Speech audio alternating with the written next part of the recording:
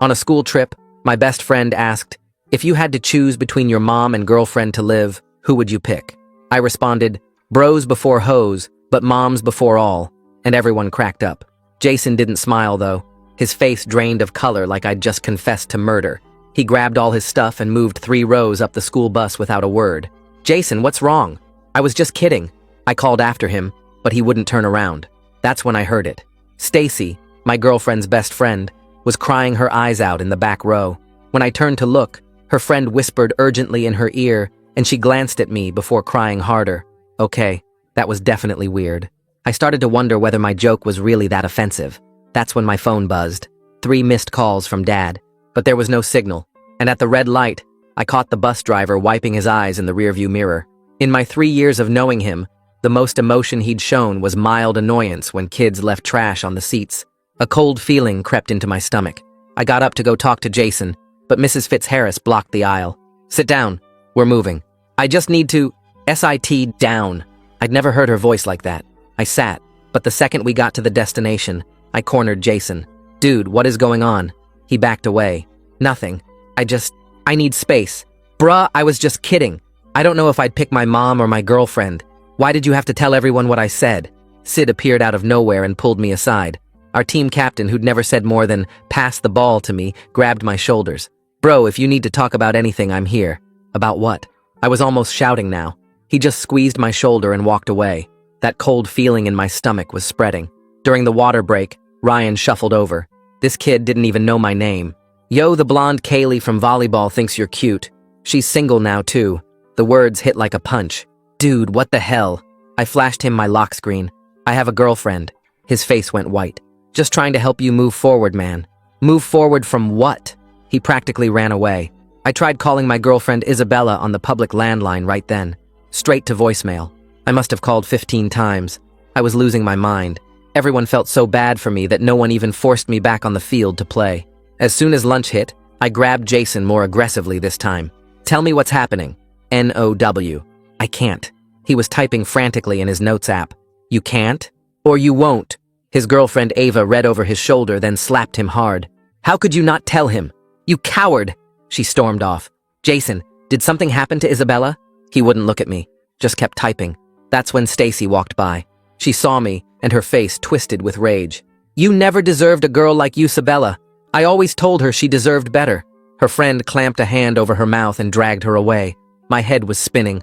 I stumbled to the vending machines where the coaches were arguing. He has a right to know now, Mrs. Griffin hissed. There's no point. The decision has already been made. Mrs. Fitzharris shot back.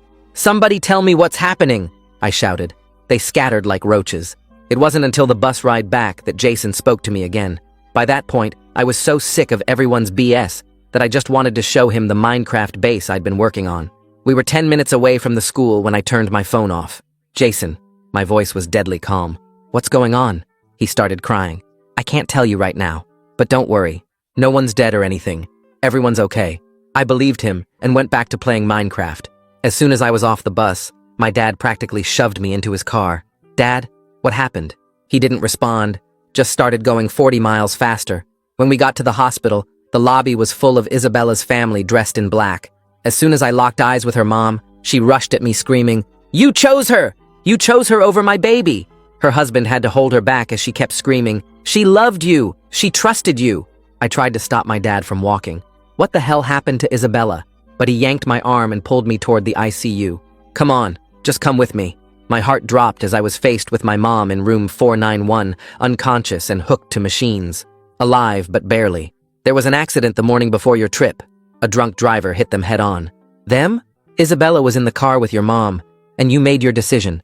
I grabbed the bed rail to keep from falling. Isabella's gone, son. All thanks to you. My legs gave out, and I had to grab the bed rail harder just to stay standing. The machines around Mom kept beeping, and it felt like they were screaming at me. Dad's words kept bouncing around in my head, but nothing made sense.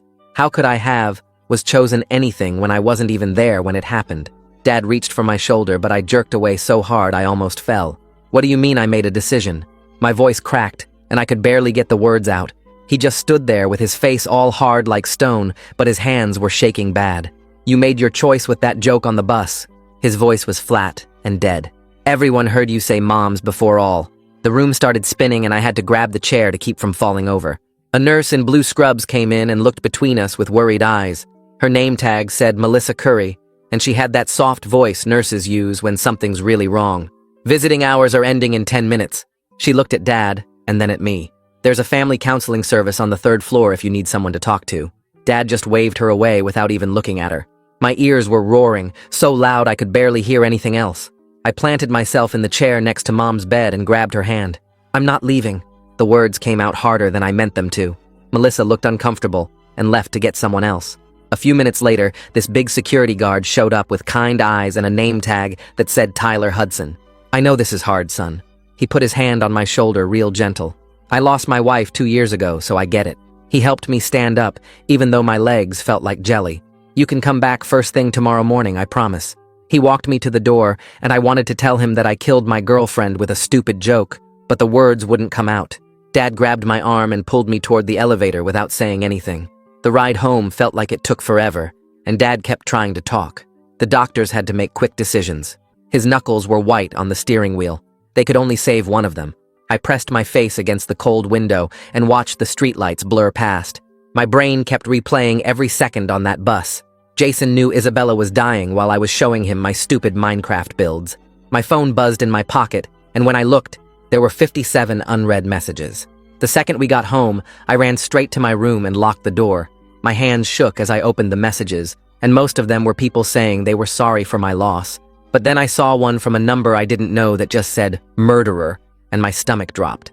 Another one from some girl in Isabella's friend group asked how I could choose like that. My fingers were shaking, so bad I could barely hit the delete button. I threw my phone across the room and it hit the wall with a crack. I laid on my bed staring at the ceiling, and that moment on the bus kept playing over and over. Bros before hoes, but moms before all kept echoing in my head until I wanted to scream.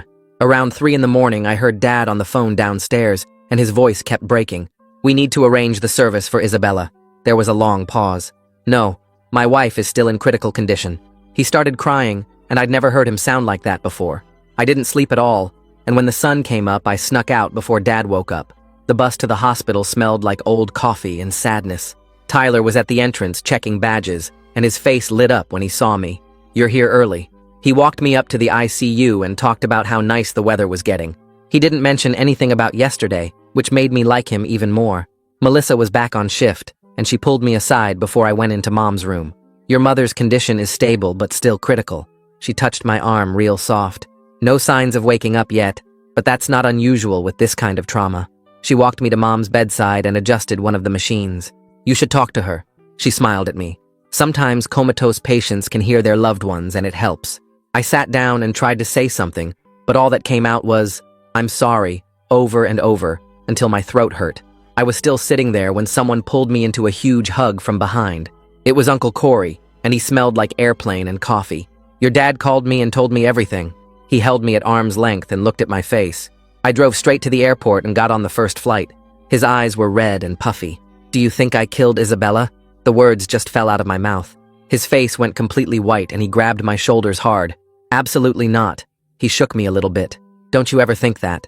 Uncle Corey kept holding my shoulders and looking at me real serious, but I couldn't stand being in that hospital room anymore, so I pulled away and walked toward the door.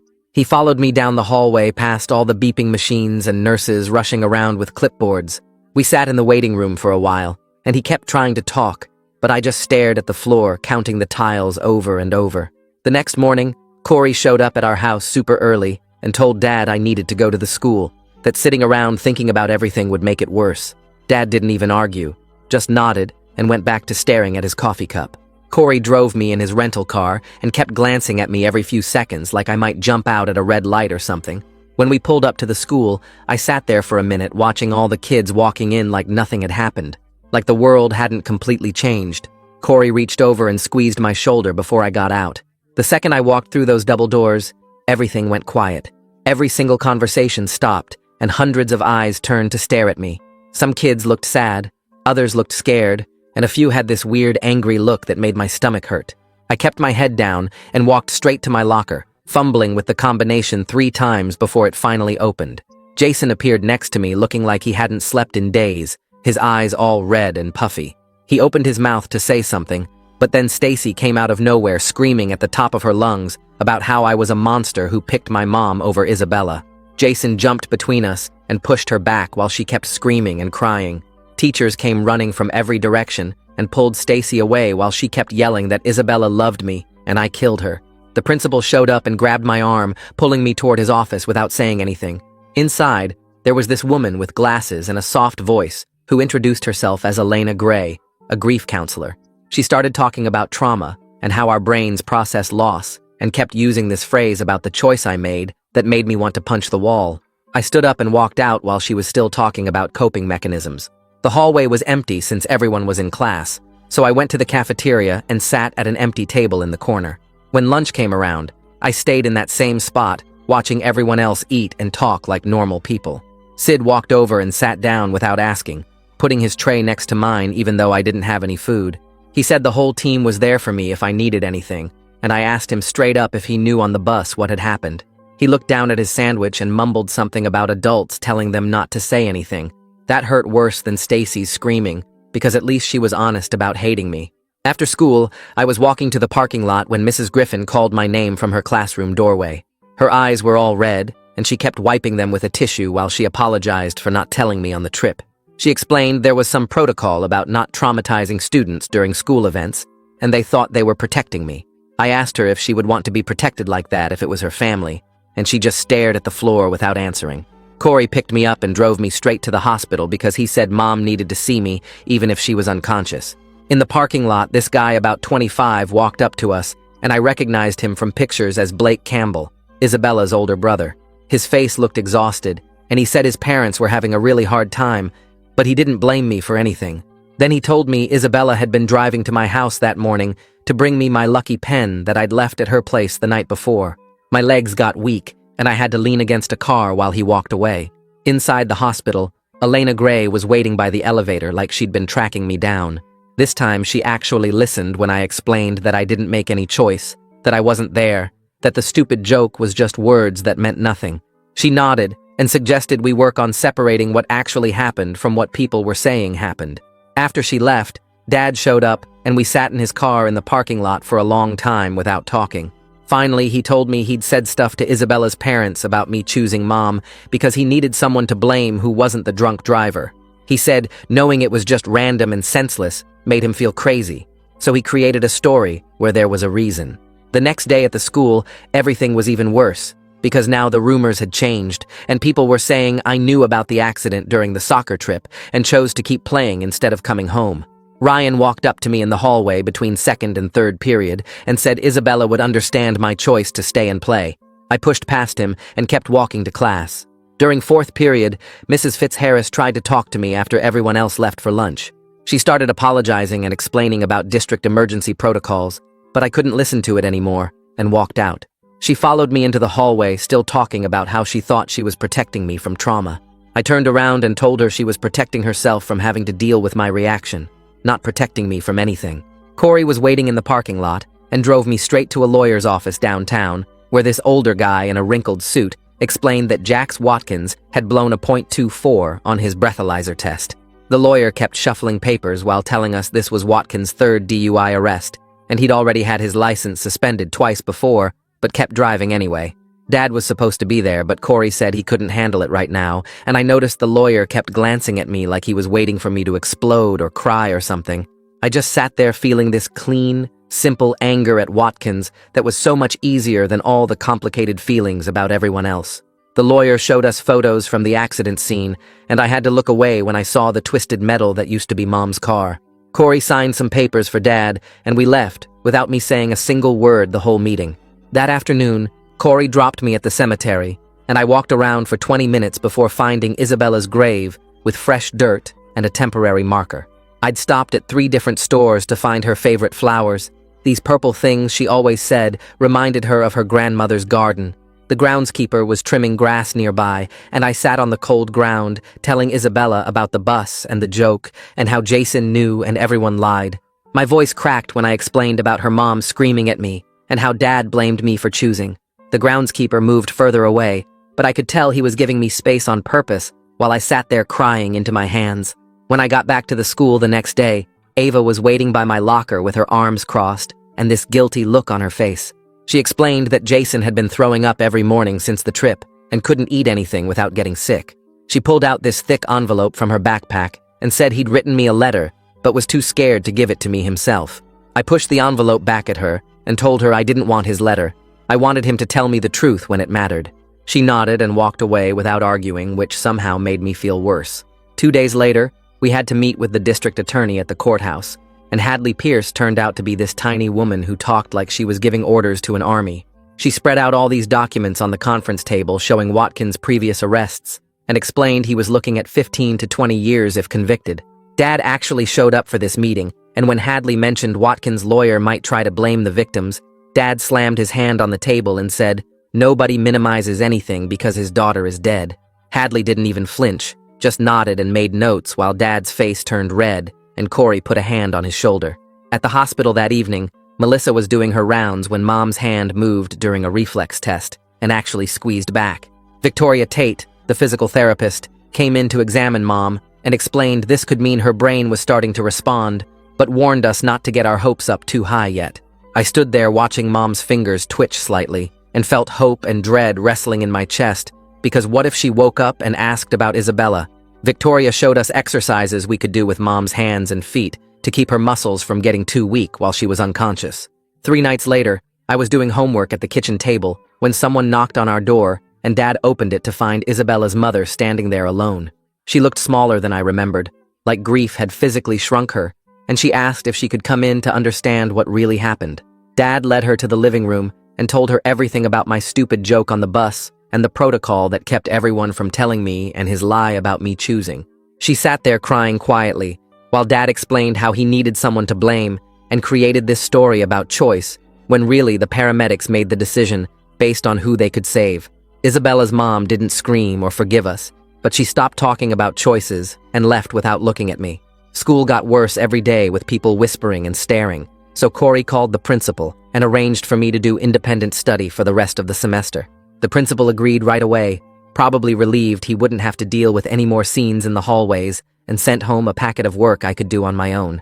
That night, Jason texted me that he understood if I never wanted to talk to him again, and I didn't respond because I didn't know what I wanted. Elena scheduled a family therapy session at the hospital, and Dad showed up drunk, which nobody said out loud, but we all knew. He started crying about 20 minutes in, sobbing about how he failed me and failed Mom and couldn't stop drinking since the accident. Corey immediately got on his phone looking up treatment programs, while Elena kept talking to Dad in this calm voice about grief and unhealthy coping mechanisms. The next week, Ford Maddox showed up at our house with 2 suitcases and announced he was staying to help, because that's what friends do. He'd been Dad's roommate in college and immediately started handling all the stuff we'd been ignoring, like the stack of bills on the counter and the empty fridge and the lawn that hadn't been mowed in a month. Having an actual adult taking care of things made me realize how much everything had been falling apart. The preliminary hearing for Jax Watkins happened 3 weeks later, and I had to sit in the witness chair describing the last time I saw Isabella. Watkins' lawyer kept trying to suggest that maybe the victims weren't wearing seatbelts, or that Mom might have been speeding, but Hadley objected every time, and the judge sustained it. When I looked at Watkins sitting at the defense table, he stared at the floor the whole time and wouldn't make eye contact with anyone. After my testimony, I had to sit in the gallery while they went through the evidence, and I watched Watkins's shoulders shaking like he was trying not to cry. The judge called a recess, and I practically ran to the bathroom where I threw up everything I'd eaten that morning. When I got back to the hospital that afternoon, Mom's eyes were open for the first time since the accident. She wasn't really awake or anything, just staring at nothing, but Melissa said it was a good sign and told us to keep talking to her. I sat there for 3 hours telling Mom everything about Isabella dying and Dad's lie about me choosing and how everyone on the bus knew except me. Her eyes moved toward my voice once, and I took that as forgiveness, even though the doctors said it was probably just reflexes. Blake started texting me that night with updates about his parents going to counseling and his mom starting medication for depression. He said they were slowly accepting that blame wouldn't bring Isabella back, but they still didn't want to see me yet. Maybe someday was what he wrote, and maybe was better than the never I expected. 3 weeks after everything happened, I finally made myself read the news articles about the accident online. The details made me sick all over again, with the drunk driver hitting them at 60 miles per hour and Isabella dying on impact while Mom had to be cut out of the car with special tools. The stupid joke I made on the bus felt even more meaningless when I read about the actual metal-crushing actual bodies. Cindy Walker from the insurance company showed up at our house with a briefcase full of papers about settlements and policy limits. She sat at our kitchen table reducing Isabella's whole life and Mom's injuries to dollar amounts, while Dad signed papers without really looking at them. I wanted to scream that you couldn't put a price on a 17-year-old girl who was bringing me my lucky pen, but I just sat there watching Dad's hand shake as he signed. 2 days later, Jason showed up at my front door holding this thick envelope, and his hands were shaking, so bad he could barely hold it. The letter was 10 pages of him explaining how the adults made him promise not to tell me, and how he threw up 3 times on the bus from keeping the secret. I didn't forgive him right then, but I also didn't slam the door in his face, which was progress, I guess. At the hospital the next morning, a social worker pulled Dad and me into a conference room to discuss Mom's long-term care needs if she recovered. She talked about months of rehabilitation and possibly needing permanent assistance with daily tasks, and the costs were so huge, I stopped listening to the actual numbers. Corey was already on his laptop researching programs and support groups and disability benefits before the social worker even finished talking. We were lucky to have him handling all the stuff Dad and I couldn't even think about. Blake texted me again saying Isabella's parents wanted to meet with us about doing a victim impact statement together for the sentencing hearing. Dad agreed right away, but I felt my whole body go cold thinking about facing them in court after everything. Elena started working with me twice a week to prepare emotionally for the hearing and for seeing Isabella's parents again. She had me practice what I would say and how to handle it if they screamed at me again, which seemed pretty likely. A few days later, Mom became more alert and actually recognized us when we walked in the room. She looked confused about where she was and kept trying to ask questions, but her voice was too weak to understand most of it. The doctors pulled us aside and said we absolutely couldn't tell her about Isabella yet, because the stress could cause major setbacks in her recovery. Living with that secret when she'd look at me with those confused eyes made me feel like I was drowning in lies all over again. That week at the school, some kids organized a memorial fundraiser for Isabella's family and Mom's medical bills without anyone asking them to. Even Stacy participated, though she wouldn't look at me or talk to me directly, and left whenever I entered a room. The kindness from people I barely knew made me lose it, and I ended up crying in the bathroom for 20 minutes while some freshmen stood guard outside. Then Hadley called with news that Jax Watkins was pleading guilty to vehicular manslaughter and DUI charges to avoid trial. She said it was good because we wouldn't have to go through a traumatic trial, and justice was guaranteed with his guilty plea. It didn't feel like justice, though, when Isabella was still dead and Mom was still broken, and nothing about any of it felt like the right outcome. Ford showed up at our house 3 days later and cornered Dad in the kitchen while I was making breakfast. He kept his voice low, but I heard every word through the thin walls as he told Dad he was drinking himself to death, and if he didn't get help immediately, Ford would file paperwork to have him committed for psychiatric evaluation. Dad's coffee mug hit the counter hard, and he stormed out, but Ford followed him all the way to the garage, not backing down even when Dad yelled at him to mind his own business. That afternoon, Dad drove himself to his first AA meeting at the community center downtown and came back 2 hours later looking smaller somehow. His shoulders slumped as he walked straight past me to Mom's hospital room, where I heard him through the door, apologizing to her unconscious form for everything he'd done wrong. The next morning, Victoria wheeled Mom into the physical therapy room for her first real session, and I watched through the window as Mom tried to lift her legs off the mat. Her face twisted with effort, but her left leg barely moved an inch before dropping back down, and she started crying from frustration while Victoria kept her voice steady and encouraging, demonstrating the exercises again. Mom tried 3 more times before her whole body started shaking from the effort, and I had to step outside because seeing her that weak made my chest feel like it was caving in. 2 weeks passed with Dad going to meetings every night and Mom struggling through therapy sessions before Hadley called to say the sentencing hearing was scheduled for the following Monday. We arrived at the courthouse early, but Isabella's family was already there, her mother clutching a folder of papers while her father stared at the floor. The bailiff called us into the courtroom, and Isabella's mother stood first, her voice shaking as she read from her prepared statement about her daughter's dreams of becoming a nurse, her volunteer work at the animal shelter, her plans for college that were destroyed by one man's decision to drive drunk. When she mentioned that Isabella had been on her way to bring me my lucky pen for a test, I had to put my head down on the table while Dad's hand found my shoulder, and for once, I didn't pull away from his touch. The judge called my name next, and I stood on legs that felt like water, reading my own statement about losing my girlfriend, and almost losing my mother, about the guilt that wasn't really mine but crushed me anyway, about how Jax Watkins had destroyed multiple lives for the price of a few beers. Watkins actually looked at me this time from behind the defendant's table, his lips moving to form the words, "I'm sorry." But sorry didn't bring Isabella back or fix Mom's broken body.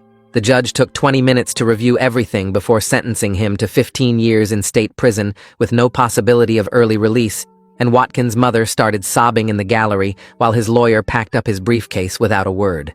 Outside the courthouse, Isabella's father approached me while his wife waited by their car, and he told me they were moving to Arizona to start fresh somewhere without memories on every corner. But he wanted me to know they didn't blame me anymore, because blame wouldn't bring their daughter back. He said his wife couldn't say it yet, but she was trying to forgive, working with her therapist to let go of the anger that was eating her alive. And then he shook my hand before walking back to their car, where his wife was already crying again. 3 days later, Mom was finally alert enough to notice things beyond her immediate pain, and she asked where Isabella was, why she hadn't visited, and Dad and I looked at each other before I sat on the edge of her bed and told her everything. She cried for 3 straight hours, not just for Isabella, but for what I'd been carrying alone. And she made me promise through her tears to stop blaming myself for other people's lies and decisions, because the only person responsible for Isabella's death was the man now sitting in a prison cell. School started again the last week of August, and I decided to go back instead of doing online classes, because hiding wouldn't change anything. Some kids still whispered when I walked by and pointed at me in the hallways, but others treated me normally, which was all I wanted after months of being either pitied or blamed.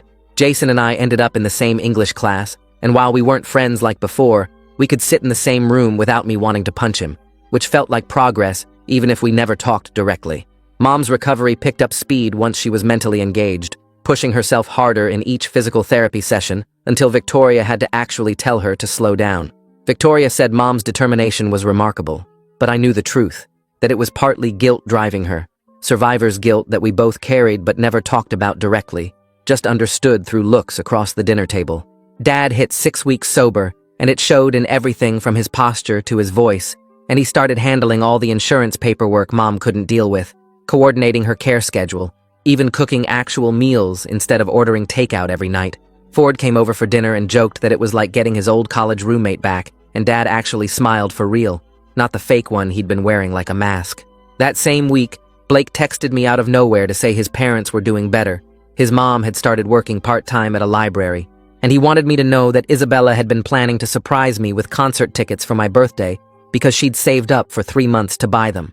I saved his message and read it whenever the guilt started creeping back, reminding myself that she'd loved me enough to plan surprises, that our relationship had been real even if it ended in the worst possible way. 3 weeks later, Elena showed up at the hospital while I was visiting Mom and mentioned this support group that meets in the conference room on Thursdays for families dealing with drunk driving accidents. Dad wasn't interested at first, but I convinced him we should at least check it out since we were already at the hospital anyway. We sat in the back row of metal folding chairs while about 15 other people formed a loose circle near the front. A woman talked about losing her son 6 months ago and how she still set his place at dinner every night. A man described finding his wife's glasses in the wreck and keeping them in his pocket ever since. Nobody tried to make anyone feel better with empty words, and that made it easier to just sit there and listen. Dad's hands stayed clenched in his lap the whole hour, but afterward he said, "We should come back next week." 2 months passed before Mom was stable enough to come home, and Corey had been working like crazy to get the house ready. He installed grab bars in all the bathrooms and built a wooden ramp over the front steps that took him 3 weekends to get the angle right. The physical therapist came by to check everything and suggested moving Mom's bed downstairs to the living room, since stairs were still impossible. We rented a hospital bed that barely fit between the couch and TV, but Mom didn't complain once. That first night home, we ordered pizza from the place she always liked and put on old movies while pretending the hospital bed and walker weren't taking up half the room. Mom fell asleep during the second movie, and Dad and I stayed up late just watching her breathe normally, without machines beeping every 5 minutes. School started getting weird in October when the guidance counselor pulled me into her office to tell me I'd been selected for some new peer counseling program. She said my experience made me uniquely qualified to help other students dealing with trauma and loss. The training sessions were every Tuesday after school in the library, and when I walked in that first day, I saw Stacy already sitting at one of the tables. We hadn't talked since she screamed at me in the hallway, but now we had to do trust exercises and practice active listening together. She wouldn't look at me during the role-playing scenarios, but when we had to list coping strategies, she wrote, "Accepting that blame doesn't bring people back," and slid the paper toward me. Spring came, and suddenly everyone started acting strange around me again, like they did right after the accident. Teachers kept asking if I needed extensions on assignments, and kids I barely knew would pat my shoulder in the hallway. It took me 3 days to realize the anniversary was coming up, and everyone had it marked on their calendars. Mom noticed too, and suggested we visit Isabella's grave together on the actual day instead of avoiding it. We drove there early in the morning before anyone else would be around, and Mom used her walker to slowly make her way across the grass. She sat on the bench they'd installed near the headstone and talked to Isabella like she was sitting right there with us. She apologized for being in the car that day, and for surviving when Isabella didn't, and for not being able to protect her. She said she knew Isabella would want us to stop carrying guilt that belonged to a drunk driver alone. I believed her for the first time. The peer counseling training continued, and Jason ended up joining the program too, which made Tuesdays even more awkward. During one session about communication, he suddenly turned to me and started talking about the nightmares where he sees my face when I found out the truth. He said he wakes up wanting to go back and tell me on the bus no matter what the adults said. I told him I understood following orders because we were kids and the adults were supposed to know better, but that didn't mean our friendship could just go back to normal. He nodded, and we went back to the worksheet about boundary setting. Mom started working from home in May once she could sit at the computer for a few hours without getting exhausted. Her company set up video call software and sent a special chair that supported her back properly. Watching her lead meetings from our dining room table while still needing help getting dressed in the morning showed me that recovery meant different things. She couldn't drive yet, and walking to the mailbox left her winded, but she could still write code and manage her team. Victoria said this kind of determination was rare, but I knew Mom just needed to feel useful again after months of being a patient. Blake texted me a photo of a card his parents had sent through him with just their signatures and a short note saying they were in therapy and finding peace. Mom asked to see it and immediately went to the craft store to buy a frame that she hung on the wall behind her desk where she could see it during video calls. The card just said, "Thinking of you," but Mom treated it like it was precious. Dad hit 90 days sober right before Memorial Day, and Mom insisted on throwing a party, even though she could barely stand long enough to frost the cake she made. Ford gave this speech about second chances and how proud he was of Dad for doing the work. Even Jason showed up with his mom and brought a photo album he'd made of pictures from before everything went wrong. There were shots of our middle school science fair project, and that time we all went camping and nobody could figure out how to set up the tent. Looking at those photos felt like looking at different people living in a different world.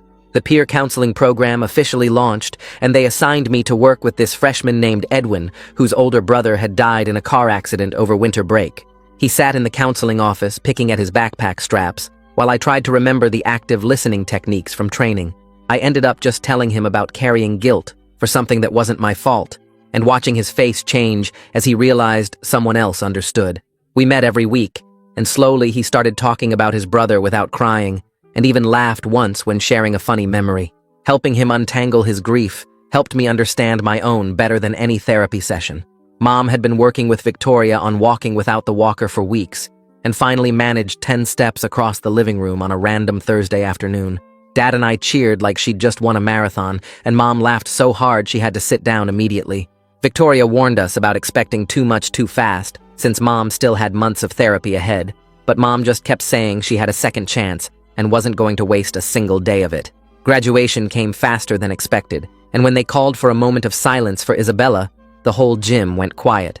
The principal asked me to come up and say something, so I walked to the podium with my legs feeling like jelly. I talked about how tragedy doesn't care about our plans, how we all want someone to blame because it's easier than accepting that sometimes terrible things just happen, and how healing doesn't happen in straight lines, but in messy zigzags. Stacy was sitting in the third row, and I saw her nodding along, and afterward, when everyone was taking pictures, she came up and said, Isabella would be proud of how I handled everything. That same week, Blake texted me out of nowhere with updates about his family settling into their new city, saying his mom was starting to smile again sometimes when she thought nobody was looking. He attached a photo of them standing at Isabella's new grave marker, which read, "Beloved daughter, loyal friend," with her favorite quote about living each day fully underneath. I saved that photo to my phone and looked at it whenever I started feeling guilty again. 3 weeks later, Dad and I drove Mom to the hospital for her final surgery to fix some nerve damage from the accident that was still causing problems. While we sat in the waiting room drinking terrible coffee from the vending machine, Dad apologized again for putting all his grief on me back when it happened. I told him I understood now, because grief makes people do terrible things to the people they love most, and we both knew that was true from experience. The surgery took 4 hours, but Victoria came out smiling and said, "Everything went perfectly. Mom's prognosis was upgraded to near full recovery with continued therapy." She hugged all 3 of us and said Mom was the strongest patient she'd ever worked with in 15 years. When Mom woke up from the anesthesia, she made a joke about having good motivation since she had to come back for me, and even the nurses laughed. 2 days after that, Jason and I walked across the graduation stage together. Not best friends anymore, but something different. Maybe survivors of a different kind of tragedy. His parents found me afterward and thanked me for eventually forgiving him, his mom crying a little as she said she knew how hard it must have been. Standing there in my cap and gown, I realized the forgiveness was as much for me as it was for him, because carrying that anger was just another weight I didn't need. Summer passed in a blur of Mom's therapy sessions and Dad's AA meetings, and before we knew it, the 1-year anniversary was approaching. Our family went to the memorial service the town held for drunk driving victims at the courthouse square, where they read Isabella's name, along with 11 others who died that year. I didn't cry this time, but felt grateful instead that she was in my life at all, even if it ended way too soon. Mom's physical therapy graduation happened 2 weeks later, and she walked across the makeshift stage in the therapy center with no walker or cane, just her own strength carrying her forward. Dad cried openly watching her, and I wasn't embarrassed because we'd earned these tears through everything we'd survived. The other patients cheered, and Mom waved like she'd just won an Oscar, making everyone laugh through their own tears. By the time fall came, life had settled into something like normal with Mom back at work full-time with some accommodations like a special desk chair and flexible hours, Dad still sober and actually present for family dinners, and me starting college at the local campus so I could stay close to home. Isabella's parents sent a Christmas card that December with just their signatures inside, no message, but that was enough because it meant they were still out there, still healing, still finding their way forward. We were all still here, still working through it, still moving forward one day at a time, and maybe that was the best any of us could hope for after everything that happened. Thanks for sticking with me through all these strange twists and turns today. Definitely made it more interesting sharing the questions together. Like the video, it helps more than you think.